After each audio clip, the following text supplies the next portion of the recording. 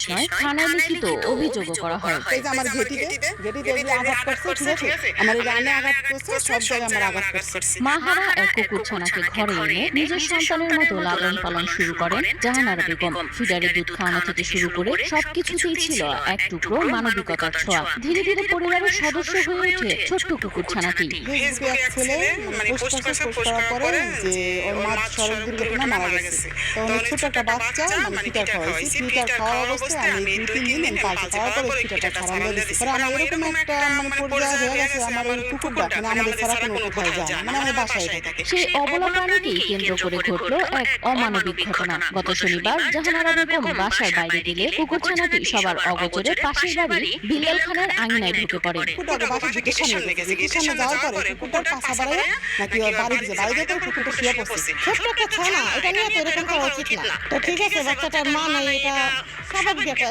ওনারা এটা করা উচিত হবে। এটা ওনারা অনেক বাড়াবাড়ি করছে। অভিযোগ ওঠে এ সময় বিল্লাল খান কুকুরছানাটিকে বেঁধে রাখেন এবং মারধর করেন। খবর পেয়ে উদ্ধার করতে যান জাহানারা বেগমের ছেলে বাপ্পি। এরপর শুরু হয় তর্ক, যা মুহূর্তেই রূপ নেয় হাতাহাতি ও সংঘর্ষে।